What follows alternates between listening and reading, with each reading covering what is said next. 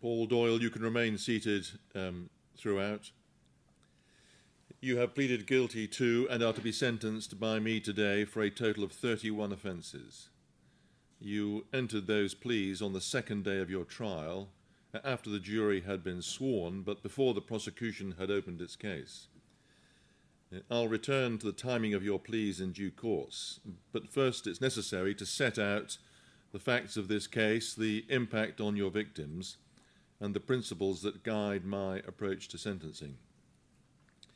Count 1 is an offence of dangerous driving, reflecting the entirety of the prolonged and shockingly bad driving that began shortly after you left your home on the afternoon of the 26th of May this year. Count 2 is an offence of affray, covering the wider fear and panic your conduct generated among the public that day.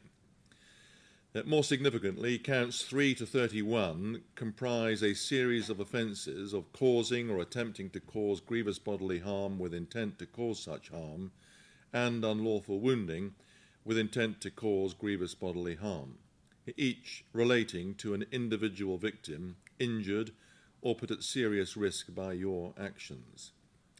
Your pleas of guilty were entered at the latest possible stage and attract very limited credit. Nonetheless, they avoided the need for victims to give evidence, and they represent an acceptance of responsibility by you.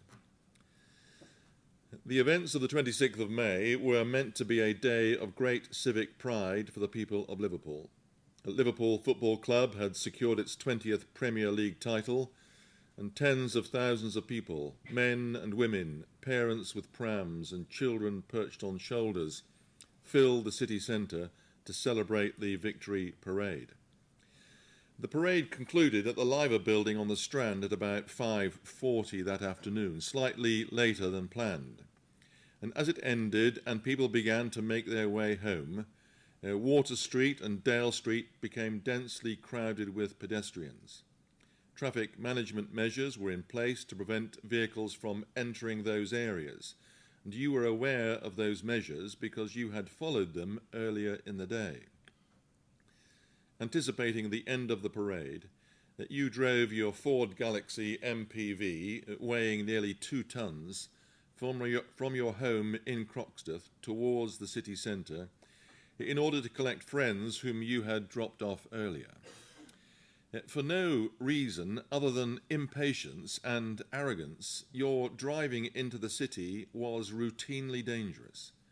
In poor weather conditions, you repeatedly undertook other vehicles at speed, you approached road hazards too quickly, and you drove through traffic lights at a busy junction when they were clearly showing red against you. You arrived at and entered Dale Street at 5:54 p.m. that afternoon, travelling against the flow of dispersing fans. From the outset, your driving was aggressive and dangerous. You frightened pedestrians, leaning on your horn and shouting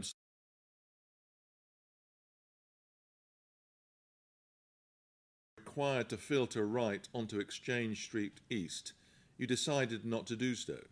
Instead, you made the conscious choice to drive past the cones and into the heart of the crowd. Between 5:59 and 6:01 p.m., a mere 2 minutes, you used your vehicle in a manner that turned it into a weapon, driving deliberately into and over more than 100 people on Dale Street and Water Street. You paused twice during this rampage. Each time you could have stopped, but you chose to continue, revving the engine and ignoring the screams and chaos around you. The footage is truly shocking. It is difficult, if not impossible, to convey in words alone the scene of devastation you caused. It shows you quite deliberately accelerating into groups of fans time and time again. You struck people head-on, knocked others onto the bonnet, drove over limbs, crushed prams, and forced those nearby to scatter in terror. You ploughed on at speed and over a considerable distance, violently knocking people aside or simply driving over them, person after person after person. You accelerated forwards and backwards repeatedly. Several victims became trapped beneath the vehicle as you continued to move it. Others were thrown into the air or propelled across the ground. A number of witnesses, including serving police officers, describe you continuing to press the accelerator even when people were visibly underneath the car. You shouted expressions of frustration, or rather your shouted expressions of frustration underline your state of mind at the time. Not fear or panic, but an inexplicable and undiluted fury. Your vehicle only came to a halt on Water Street due to the heroic actions of a member of the public, Mr. Daniel Barr, who jumped into the back seat and shifted the automatic gear selector to the park position, combined with the sheer number of bodies trapped beneath the vehicle. Even then, witnesses, including those pinned under the car, heard you continuing to depress the accelerator, attempting to drive on. And your actions prevented, or rather his actions, Daniel Barr's actions, prevented further injury and may well have saved lives. It is almost impossible to comprehend how any right-thinking person could act as you did. To drive a vehicle into crowds of pedestrians with such persistence and disregard for human life defies ordinary understanding. This was not a terrorist attack, as some feared at the time, nor was it caused by any mechanical defect in the vehicle. You were not under the influence of drugs or alcohol, and you were an experienced driver familiar with the car. You claimed in police interviews to have acted in panic and fear for your life due to the crowd's behaviour. That account was demonstrably false. The position should be stated clearly. The crowd did not cause this incident. They reacted to it. Faced with a vehicle being driven directly at them, accelerating, reversing, and striking multiple people, they had no idea who you were, why you were driving in that manner, or whether this was a deliberate attack of an even more serious nature. Their responses, including shouting, striking the vehicle, and in some cases breaking windows, were the instinctive actions of frightened people trying to protect themselves and others, desperate to stop a moving threat that they could not understand. Those actions were not acts of aggression, they were acts of fear. That the chaos that unfolded was caused solely by your driving, and any attempt to place responsibility on the public or the Liverpool supporters present would be unfair and wholly unfounded. Your actions caused horror and devastation on a scale not previously encountered by this court. The indictment identifies 29 victims in counts 3 to 31, but that figure significantly understates the true extent of the harm. The prosecution quite properly limited the number of counts to ensure the case remained manageable for a jury. In reality, well over 100 people were struck or injured, many of them seriously, and the victim personal statements demonstrate that the impact extended far beyond those named on the indictment. That parents and children, police officers, grandparents, students, tourists, and passers-by were all caught up in the events which many believed in the moment to be a mass casualty terror attack. The physical injuries caused were wide-ranging and in many cases severe. They extended from complex, life-changing harm, including multiple fractures, necrotizing infections, degloving type injuries, major soft tissue destruction and permanent disability, to dozens of cases of concussion, torn ligaments, significant bruising, and persistent mobility problems. Several victims were trapped beneath your vehicle. Others required lengthy hospital admissions, repeated surgical procedures, and months of assistance from family members or carers. For older and more vulnerable victims, the resulting loss of independence has been profound and enduring. The psychological harm was no less serious. Across the victim personal statements, there emerges a consistent pattern of trauma, nightmares, flashbacks, panic attacks, hypervigilance, diminished confidence and withdrawal from day-to-day activities. Many victims now avoid crowds or busy roads and city centres. Some avoid even family gatherings. The police officers who attended the scene have been left with PTSD, intrusive memories and significant disruption to their working lives. Children have developed anxiety, nightmares, separation fears, and, in one case, an increase in epileptic seizures. What should have been a day of communal celebration has been instead left as a lasting legacy of fear, injury, and loss across this community. The overall harm is exceptional, not only in the sheer number of victims and the seriousness of their injuries, but also in the depth, duration, and human reach of the trauma you inflicted. Families were separated in the chaos. Parents were convinced their children had been killed. Children saw their parents unconscious or bleeding. And many people searched desperately for loved ones, not knowing whether they were alive. As Superintendent Earlham sets out in her business impact statement, your actions also had a significant impact on the wider city. A large, sterile crime scene had to be established, forcing businesses to close, disrupting transport and causing substantial financial loss. Some premises became makeshift triage centres.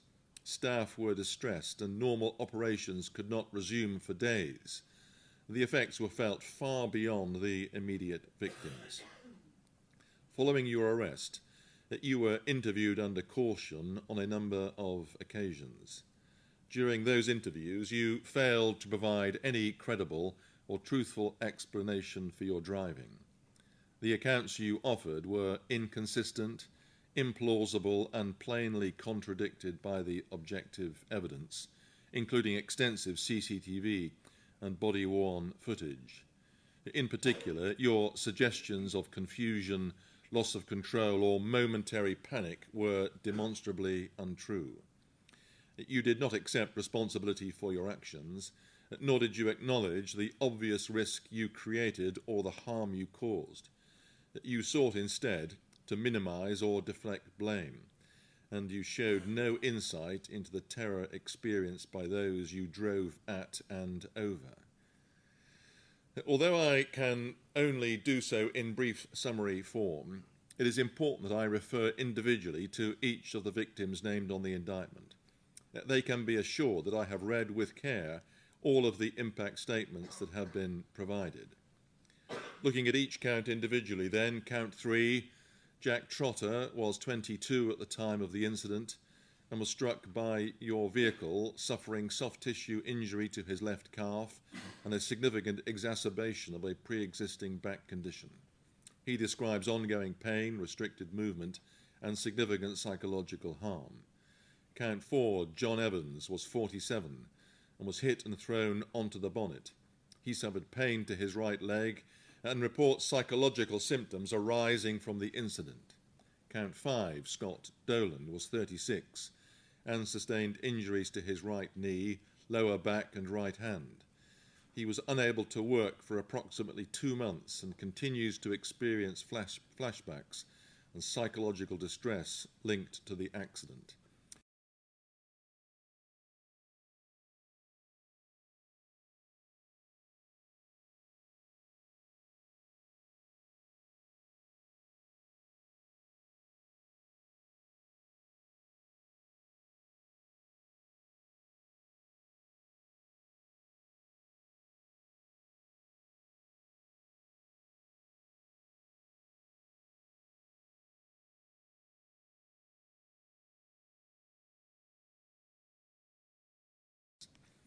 Count 8, Helen Gilmore, was 51 She sustained a fractured left fibula, a sprained ankle, extensive soft tissue injuries and bruising to her elbow.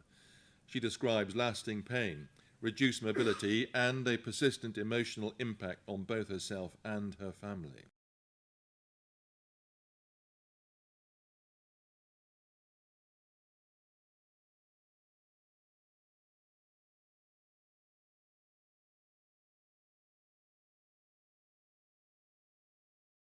And anxiety. Count 10, Jacqueline McLaren, was aged 60 and sustained a fractured left ankle. And since the incident, she has experienced disturbed sleep, recurrent flashbacks, and a persistent fear of crowded places, significantly affecting her daily life. Count 11, Anna Belonozenko was 43 and had, with her family, previously fled the war in Ukraine. She sustained a serious fracture to her left knee, requiring surgery involving plates and screws and a 9-day stay in hospital. She continues to suffer chronic pain, restricted mobility, and profound psychological trauma. Count 12, Jamie Fagan, was 26 and suffered injuries to his left arm, right elbow, and back. He describes persistent discomfort and intrusive memories replaying the events repeatedly in his mind.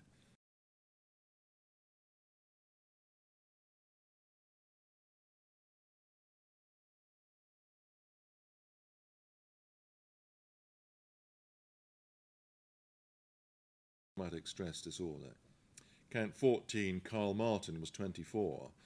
He was struck by your vehicle and was on the ground behind it as you reversed towards his head. He managed to move out of the way, but sustained cuts and grazes to his left leg, his left arm, and right hand. Count 15, James Vernon, was 33. He was a paramedic responding to the emergency.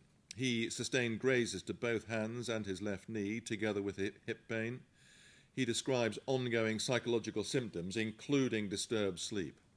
Count 16, Simon Nash, 52, was thrown into the air, sustained a significant head laceration, 4 fractured ribs, and extensive abrasions. He was unable to work for months afterwards and describes lasting physical pain and psychological impact. Count 17, Teddy Everson, was aged only 6 months. He was in a pram at the time, which was struck during your driving. Remarkably, he did not sustain physical injury. Count 18, Cherie Aldridge, aged 36, suffered a severe degloving injury to her left thigh, requiring an 18-day stay in hospital and ongoing medical treatment. She feared she would die and describes prolonged pain, scarring, and being robbed of the maternity leave that she had anticipated. Count 19, Emily Wright, was 28. She sustained bruising to her foot and a soft tissue injury to her chest. She has since been diagnosed with PTSD and continues to relive the image of her son's pram being struck during the incident. As she says, the horror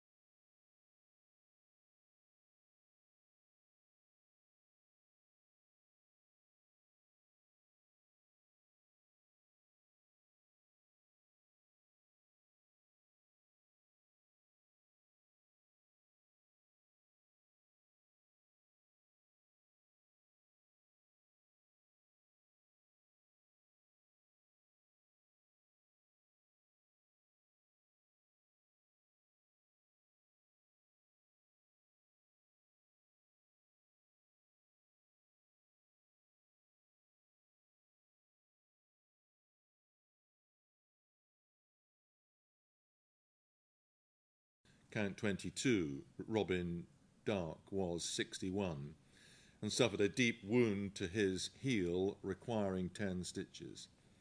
The wound became infected, leading to 5 surgical procedures, 9 nights in hospital, 3 months in a wheelchair, and permanent scarring. He describes his retirement as having been utterly ruined. Count 23, Sam Alexander, was 31 and sustained a fractured ankle and multiple fractures to the midfoot, together with cuts and grazes. He describes ongoing pain, reduced mobility, and feelings of guilt that he could not protect his partner. Count 24, Hannah O'Neill, aged 30, sustained a fractured ankle which continues to affect her mobility. She describes a profound loss of confidence and emotional distress, with her wedding plans being postponed as a result. Count 25, Stefan Detlef, was 73 and suffered 4 broken ribs, together with cuts and bruising, and required an inpatient admission to hospital for 5 days. He describes continuing psychological symptoms affecting both himself and his family. Count 26, Christine Zieks, was 66 and sustained 6 broken ribs, a hemothorax, subcutaneous emphysema, fractures to her fingers, and a wrist fracture, and she was in hospital for 4 days. Count 27, David Price was 44 and suffered a laceration above his right eye, a swollen cheek and black eye, together with back pain and cuts to his knees. He experienced shock and distress after being struck by the car. Count 28, Susan Pacey, was aged 77. She was one of those who were recovered from underneath the vehicle. She is fortunate not to have been killed. She sustained multiple fractures, including to her forearm, collarbone, pelvis, spine and ribs, together with a broken nose. Multiple bruises and grazes to many parts of her body and head, and she required surgery and spent 27 days in hospital. And she continues to suffer severe physical limitations and psychological distress. Count 29, Aaron Cothliff, was 17. He was found under the vehicle and sustained extensive abrasions, bruising to both legs, a sprained knee, shoulder bruising, and a small fracture to the tibia, complicated by infection. His mobility was affected for months, his education disrupted, and he describes significant psychological impact. Count 30, Ethan Gilland, was 17. He also was recovered from beneath the vehicle. He sustained a large area of gravel rash to his back, abrasions to his knee and ankle, and a soft tissue injury to his leg as a result of being struck. Count 31, James Weston, aged 40, was struck by the vehicle and suffered cuts and grazes together with pain to his hip, elbow and knee. In order properly to understand this case, it is important to recognise that the offences you have admitted were not the result of momentary recklessness or a panicked reaction.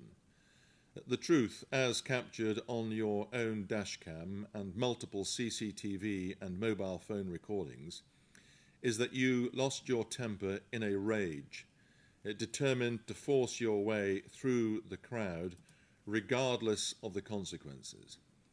And by your pleas of guilty, you admit that you intended to cause serious harm to achieve that end, even to children.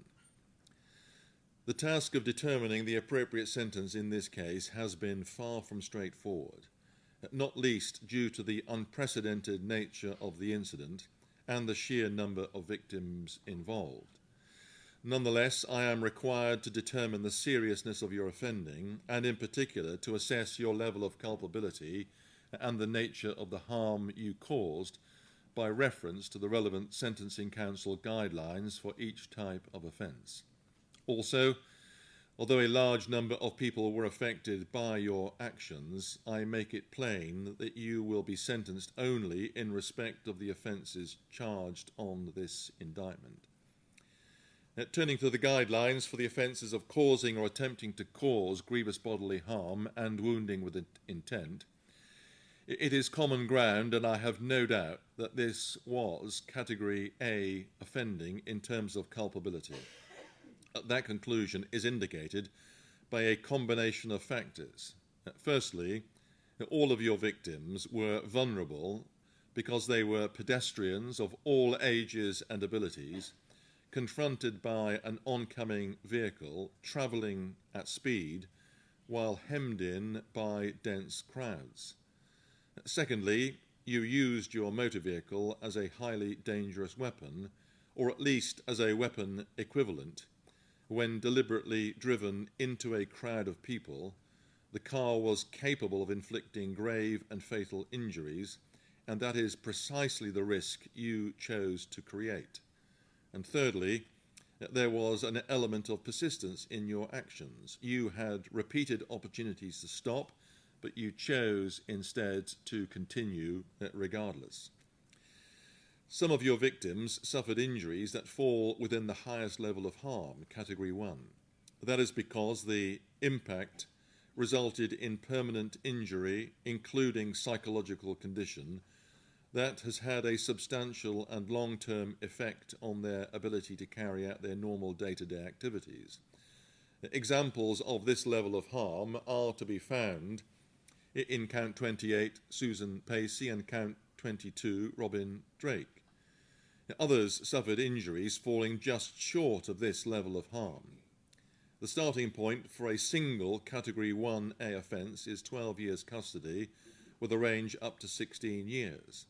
The starting point for a single Category A2 offence is 7 years custody. Of course, I am not concerned here only with a single offence. There are a number of aggravating factors not already taken into account. You have a number of previous convictions. You are now aged 54. Between the ages of 18 and 22, you accumulated a number of convictions, including for offences of violence, one of which resulted in a sentence of 12 months imprisonment. Those convictions were interwoven with your short period of military service from which you were discharged on the basis that your services were no longer required. Although you are not a man of previous good character, and perhaps have always had issues with your temper, you have not, though, committed any other offence for many years, and I do not increase your sentence, therefore, because of this antecedent history. The offences were committed during a major public celebration in the city of Liverpool, transforming an occasion of collective enjoyment into one of fear and disruption, and causing significant and lasting harm to the life and reputation of the city. That is a further aggravating factor. Also, there was adverse impact on city centre businesses, and the offences were committed in the presence of children, and some of the victims were very young and others were elderly. There are, of course, other important factors that I must have regard to, factors which reflect personal mitigation. As I have observed, after a troubling start to your adult life, you did turn your life around. You went to university and have had a successful career within the cyber security industry, and you are married with 2 sons. I have read a substantial number of character references written by family members, friends, colleagues, and professional associates. They come from people who have known you over many years and in different settings, including your wife, your close family, former colleagues in the technology sector, neighbours, and community contacts. Collectively, those references describe you as a devoted husband and father, a reliable and supportive family member, and a person who has lived a disciplined and responsible life for many years. You are consistently described as hard-working, kind, generous with your time, and willing to help others.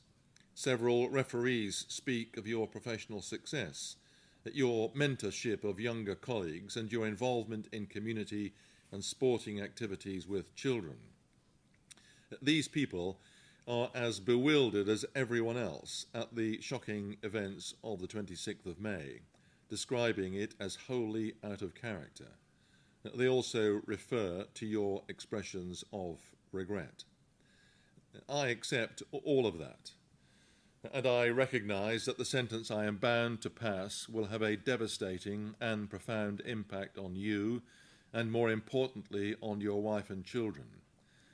But I am afraid that this evidence of positive good character can have only limited effect on the sentence when the court is dealing with offences of this gravity. In my judgment, the presence of multiple high culpability factors, the balance of aggravating and mitigating factors, and the sheer scale of the offending justifies a sentence very significantly above the relevant category range for an A1 offence. You are also entitled to some reduction in your sentence to reflect your guilty pleas. I appreciate that this will have been a difficult decision, and the circumstances in which you have been detained have not made legal conferences straightforward. But the evidence against you on many, if not all, of the charges was overwhelming, and you could have given an indication of acceptance of responsibility much earlier than you did. The relevant guideline provides that where, as here, guilty pleas are entered at the commencement of the trial, the reduction should be no more than 10%. I am not persuaded that you should receive greater credit than that. Because many of these offences are specified offences, I am required to consider the issue of dangerousness. That is, whether there is a significant risk of you committing further specified offences, and, if so, whether there is a significant risk of you causing serious harm as a result. Given the highly unusual circumstances of this case, your general character, and your lack of previous convictions for similar behaviour, I am not satisfied that you do present such a risk. The further matter which requires to be considered in this case is the issue of totality. In a case such as this, I cannot simply take a figure for one offence and multiply it by a factor of 29. A proper balance must be struck between the acknowledgement of your multiple and very serious offending and the imposition of a just and proportionate sentence. I take all of the Section 18 offences as the lead offences, and all sentences will run concurrently. The total sentence will reflect your offending in respect of all associated offences on the indictment. In the circumstances, the total sentence which I impose upon you is one of 21 years and 6 months imprisonment. It would have been 24 years after trial. This will comprise sentences of 21 years and 6 months on each of the 12 Section 18 grievous bodily harm and wounding offences, sentences of 16 years on each of the attempted Section 18 offences, and sentences of 20 months on each of the offences of affray and dangerous driving. As I have said, each of those sentences will run concurrently, making a total sentence of 21 years and 6 months. You will serve 2/3 of that sentence in custody before you are released on licence. If you fail to abide by the conditions of your licence, you can be returned to serve some or all of the remainder of that sentence. For the offence of dangerous driving, you will also be disqualified from holding or obtaining a licence to drive, and you will be disqualified until you have passed an extended retest. Many people will think that you should never be allowed to drive again, but I must also consider your prospects for rehabilitation. I intend to impose a disqualification from driving that will operate for a further 3 years after your eventual release. The total period of the disqualification from today's date that comprises a combination of extension and uplift to reflect the term in custody you will serve. To spell this out, the period of discretionary disqualification is 3 years, plus 10 months extension representing half of the custodial term for the offence of dangerous driving, plus 13 years and 6 months uplift to reflect the sentences imposed on the other offences. Because the disqualification cannot be backdated to the date you went into custody, I consider it right to reduce the discretionary period by 6 months to take account of the approximate time you have already spent in custody. The total disqualification from today's date will therefore be 16 years and 10 months. This is not intended to be a mathematical calculation, but it should ensure that upon your release you will be subject to disqualification for a period of around 3 years. Mr. Doyle, you may now go with the officers.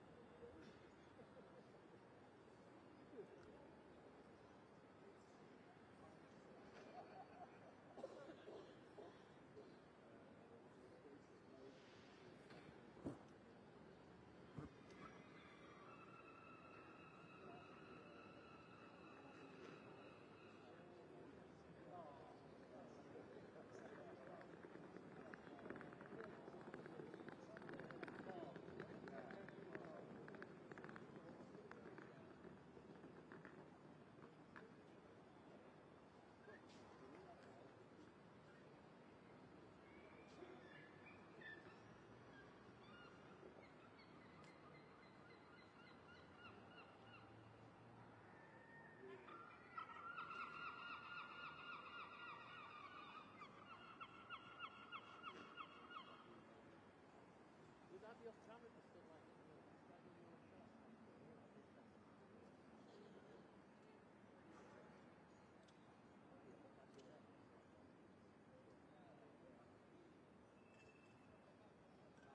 Harry, would I be in your shot if I stood here like this? Everyone's in my shot.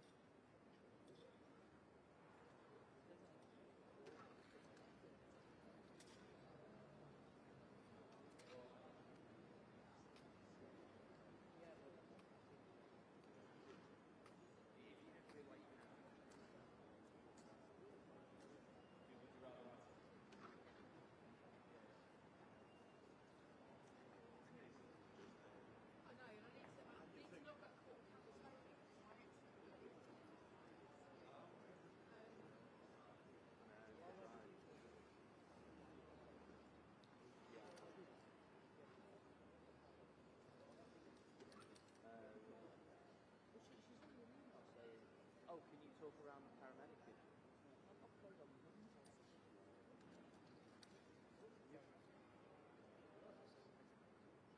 And I sent an email saying there's all of this stuff and it's showing the one that knows. Prime Minister.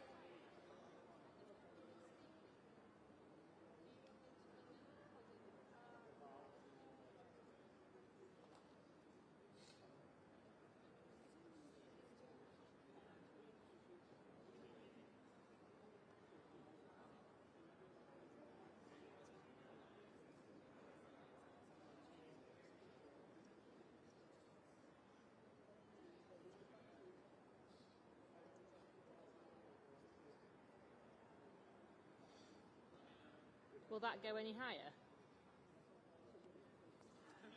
Looks a bit bent, like leaning. That's just the way that I've placed it.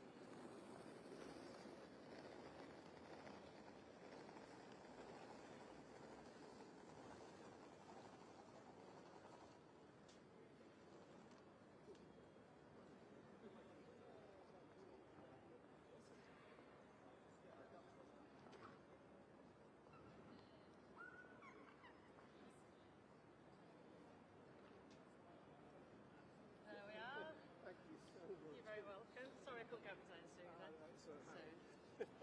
Thank you.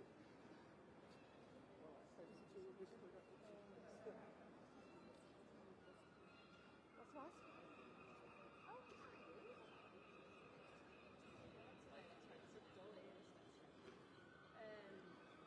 grid line okay, a bit closer? Not for me, obviously.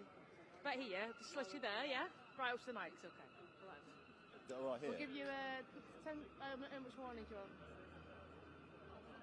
A couple of minutes, one. Yeah. It'll be Detective Chief Inspector John Fitzgerald. Yeah. Again? Not Patrick. Not Patrick, no. Whoever Patrick is, the lead investigator. And then Yeah. it'll be the CPS as well this weekend. Yeah. It'll be in fact, it's the same two who were at the press briefing. Yeah, exactly. Okay. Yeah. Thank you. Thanks, Michelle. It's Detective Chief Inspector John Fitzgerald, who's the SI over the case, and then it's the CPS. Did Michelle give the time? Just 2-minute warning. Is it a 2-minute warning now? No. Oh, okay.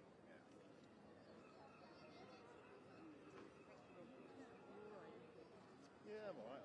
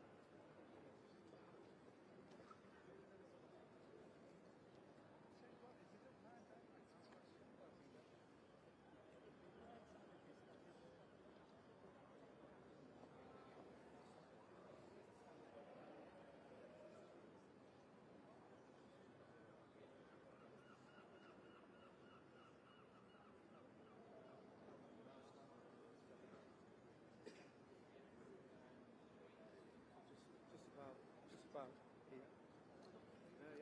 court cases on the horses. Yeah. Is that?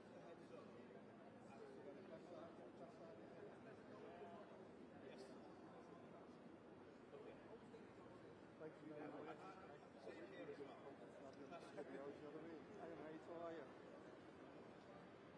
Oh, it's good that. Hey mate.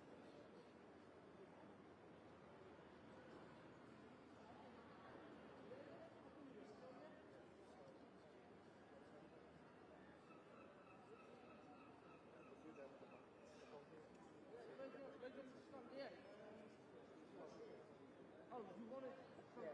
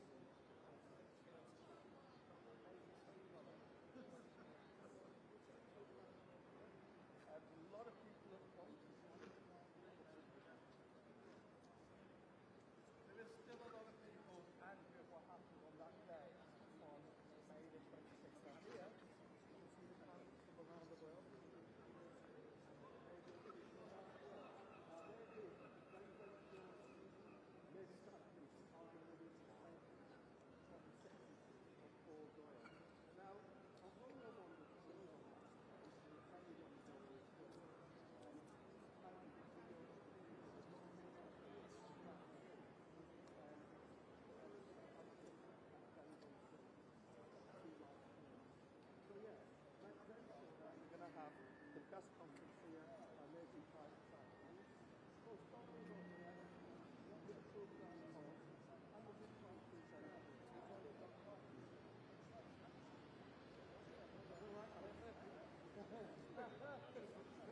Yeah, I'm a magician of mine. Is that alright? Shall I do one? Is that alright now?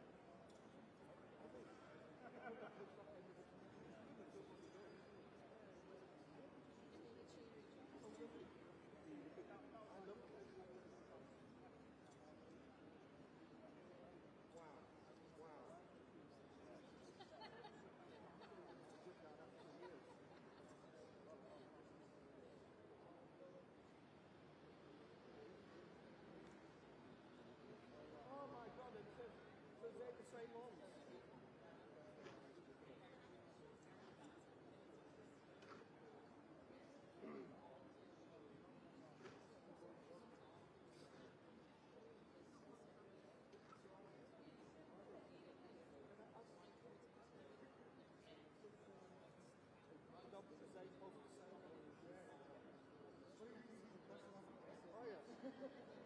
Those views on YouTube. Yeah. Get over there. Yeah.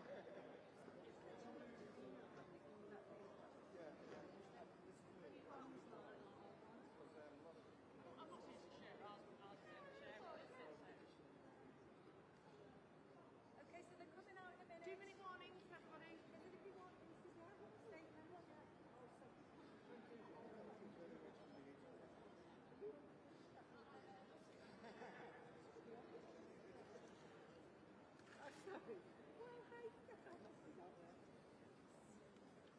else want the statement? Shall I go in?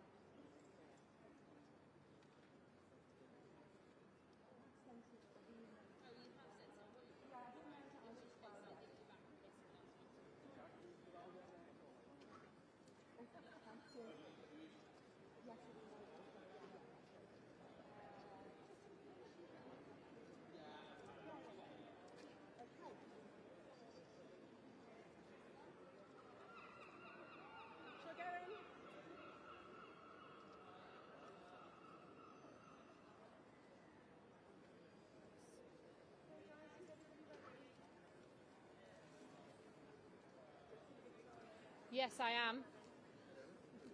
Sorry, I'm just checking.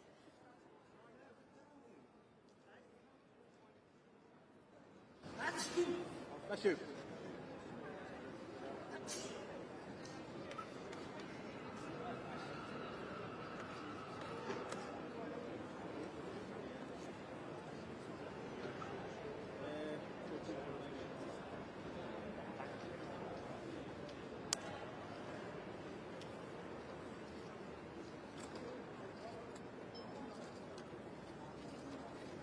Afternoon, ladies and gentlemen. My name is James Allison from Crown Prosecution Service. I'm the lead prosecutor on the case of Mr. Doyle. As you'll be aware, on the 26th of May 2025, Paul Doyle drove a car that weighed almost 2 tonnes into crowds of people celebrating Liverpool Football Club having won the Premier League. In 7 minutes of dangerous driving, Paul Doyle, a middle-aged family man, used that vehicle as a weapon, hitting more than 100 people, including children, babies and the elderly. When it eventually ended, he had trapped some of those people under his car. He not only injured many people, he also generated horror and chaos on what was meant to be a day of celebration and joy for those attending the parade. The reason why he did it? The truth is as simple as it is awful. Paul Doyle lost his temper and in a rage drove into people, intending to cause them serious harm. The dash cam footage of his journey into Liverpool city centre is truly shocking. Before he got into the city, he was driving aggressively. Before he got to Dale Street, his driving was of a poor standard. He was undertaking other cars, going through red lights, nearly hit some pedestrians at a crossing. He did not even stop when he knew there were people under his car. He continued revving his engine to try and continue forward. You'll be aware of how many people he hit. Over 100 people were hit, over 100 people were struck by the car, and many of those were injured and caused serious harm. When his car finally did come to a stop because of the actions of those people under the car, but also the actions of one man, Daniel Barr, a man who can truly be described as a hero. We've all heard the judge commend Daniel Barr in his sentencing remarks. Mr. Barr got into the back of Paul Doyle's car. He did not know what he was facing when he got in, but he did know he had to stop that car.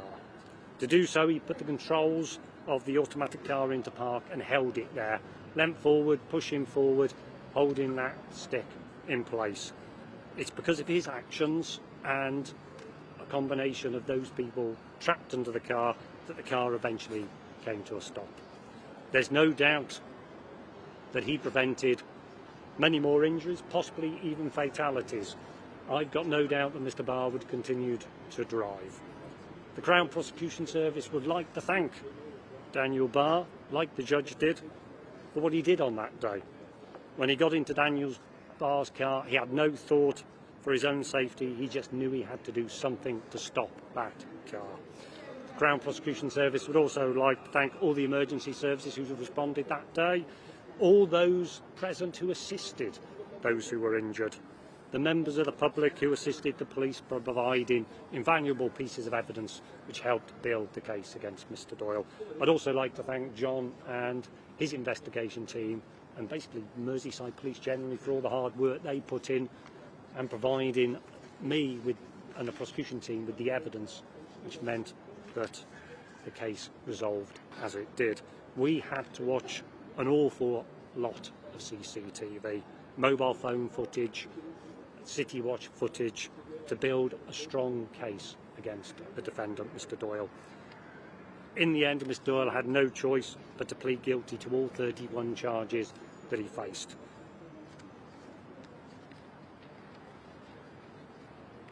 My thoughts and the thoughts of the CPS are with the victims and the witnesses today.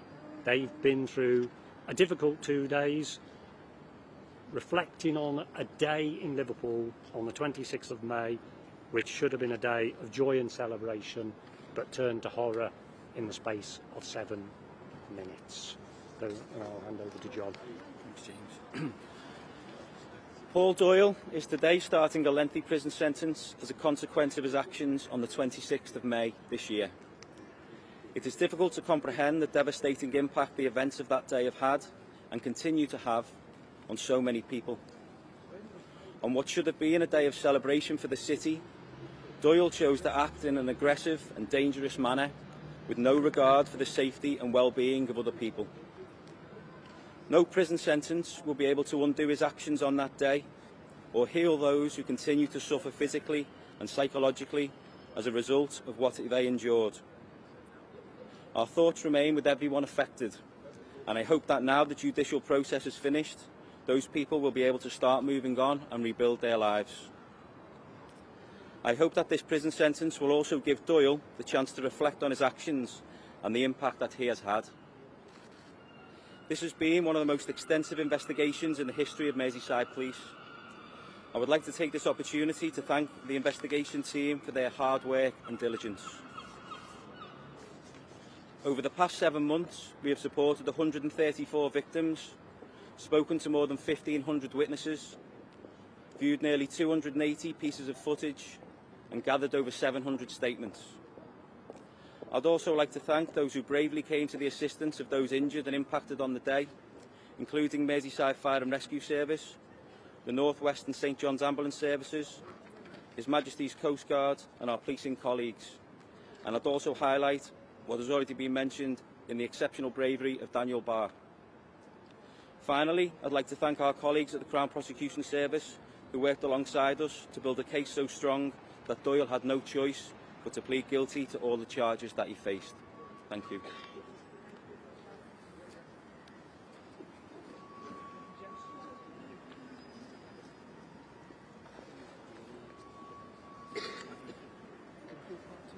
Yeah.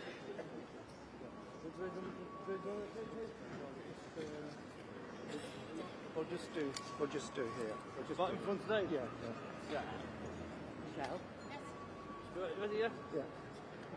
Okay, so Merseyside Police will come have just released this statement, our statement about the sentencing of Paul Doyle, who got 22 years and 6 months for multiple charges concerning the Liverpool parade.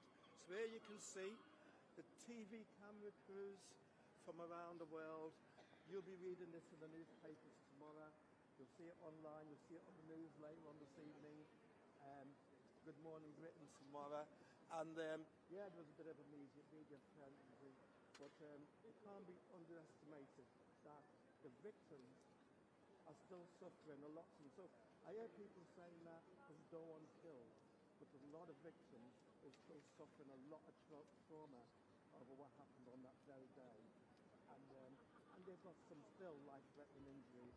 So it's Don Newville here at the sentencing at Liverpool Town Court of Paul Doyle, who's been sentenced 22 years and 6 months, and from Liverpool Town Court. Thank you for watching the video. Thank you so much. You talk so well, don't you? Yeah. Just flows. Yeah. With no script and stuff.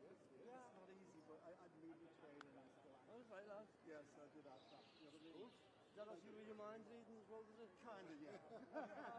But it's not, you know, a lot of people have scripts and all that, and I had to just do it with my head. Is that all right? Thank you. And you've got me card. You'll follow me on Instagram and stuff. Yeah, so there's me Instagram, City Gone Magic.